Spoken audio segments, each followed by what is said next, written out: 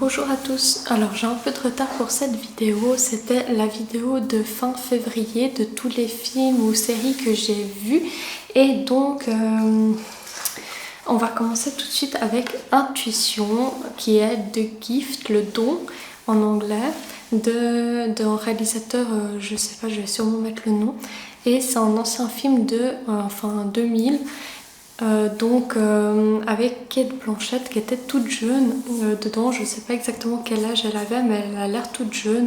Moi j'ai connu Cate Blanchett comme beaucoup je pense avec Le Seigneur des Anneaux et donc j'ai trouvé qu'elle avait une beauté vraiment très naturelle parce que j'ai l'impression que quand elle a vieilli elle a fait peut-être des injections comme ça et ça lui allait moins que si peut-être elle aurait vécu naturellement sans chirurgie. Après ça, c'est chacun fait comme il veut, mais bref, j'ai trouvé qu'elle avait une très belle beauté naturelle, elle était comme rayonnante et tout. Ça m'a fait plaisir de voir Cate Blanchett comme elle était plus jeune, comme elle jouait déjà hyper bien, elle joue très bien et donc elle a un don de médiumnité où elle voit l'avenir. Et c'est souvent des prémonitions autour d'un assassinat, je crois. Ça fait au tout début que je l'ai vu, du mois de février, je crois. Du coup, je sais plus exactement, mais il y a comme un meurtre et les policiers enquêtent sur ce meurtre. Sauf que c'est un peu particulier et il y a tout qui accuse quelqu'un qui est au final pas forcément, on ne sait pas vraiment si c'est la bonne personne et elle a des indications contraires. Mais les policiers sont très cartésiens et ils ne croient pas forcément en sa magie entre guillemets. Et donc elle vit très simplement, on suit cette femme qui est très attachante et le rythme est très lent. Et je pense que ça va pas parler à tout le monde, ça va vraiment parler si vous êtes un peu branché dans le spirituel, l'ésotérisme ou la cartomancie, c'est un très bon film. Pour ça, si vous n'êtes pas trop là-dedans, je pense que peut-être vous allez moins aimer parce qu'il a un peu pris de l'âge, il n'est pas tout récent. Voilà. Alors ensuite, il y a la série Ratched que j'ai vue. Alors j'ai beaucoup aimé, je sais plus combien il y a de saisons, je crois deux, non peut-être il y a plus, je sais plus. Bon, voilà. Et alors Ratched, c'est une femme qu'on suit à l'époque des hôpitaux psychiatriques qui étaient vraiment à l'ancienne, le commencement qu'on cherchait des thérapies pour tout ce qui était maladie psychique. Et donc on apprend très rapidement qu'elle n'est pas qualifiée, elle est en vrai pas vraiment infirmière, mais elle fait tout pour avoir un poste d'infirmière, elle se fait passer pour une infirmière, elle prend rapidement du grade et on suit cette personne et on comprend ses motivations.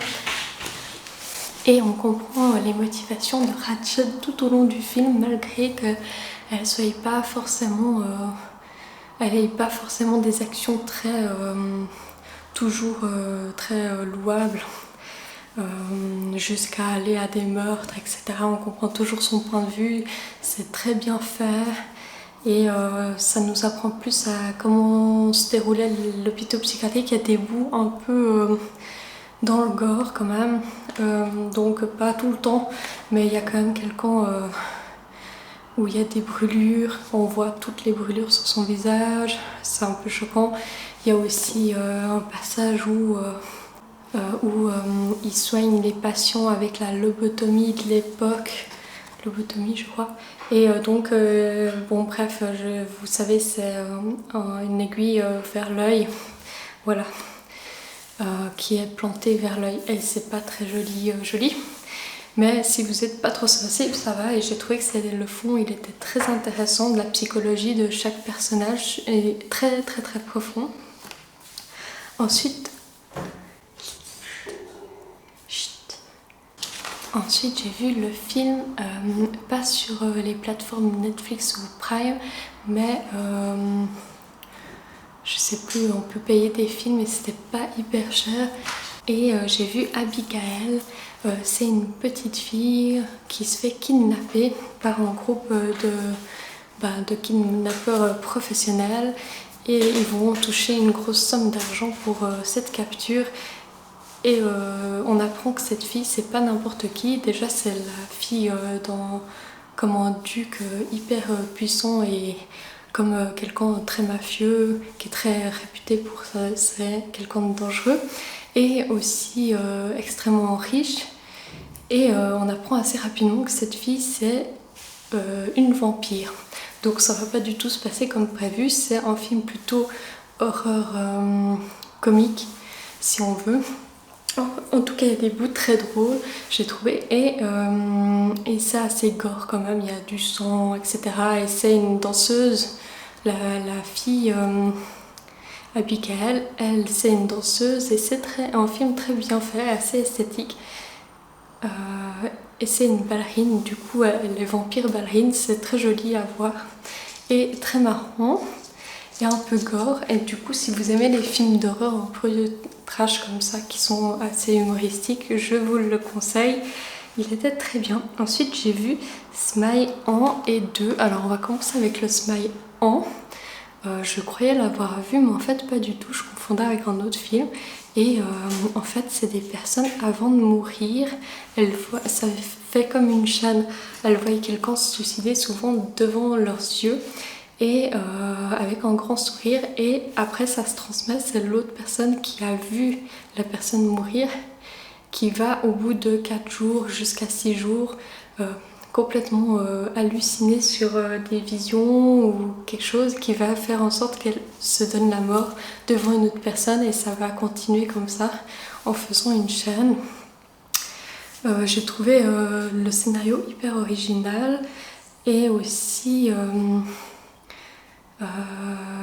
tout au long il y a du suspense, on est pris en haleine, et j'ai trouvé que c'était hyper bien fait, la réalisation. On suit une femme, je sais plus, oui c'est une femme qu'on suit, et on se demande si elle va s'en sortir tout au long du film. Et ensuite j'ai vu Smile 2, c'est avec d'autres personnages, mais il y a un rapport avec le premier aussi. Et on suit une actrice, je sais plus s'il y a un rapport avec le premier, je sais plus, mais on suit une chanteuse, pardon, sur cette vie de chanteuse hyper connue qui attrape ce phénomène justement en voyant quelqu'un se tuer devant elle, et donc c'est un peu la continuité dans le sens où on se demande si tout au long du film elle va pouvoir casser cette malédiction. Bon, du coup c'est très bien fait et c'est très prenant, et par contre il y a des bouts un peu malsains et un peu violents, voilà. Ensuite j'ai vu la série Sabrina, si vous êtes dans le mood de sorcière, vous aimez l'ésotérisme, etc. C'est vraiment une chouette série, c'est sympa, il y a de l'humour, et aussi c'est un peu une série à la Buffy contre les vampires, un peu dans le côté sorcière, et ensuite les aventures de Sabrina. Voilà, si vous êtes passionné de vampires, de sorcières, etc., dans ce mood-là, vous allez adorer Sabrina. Voilà pour le mois de février, et je ferai le mois de mars bientôt. À bientôt!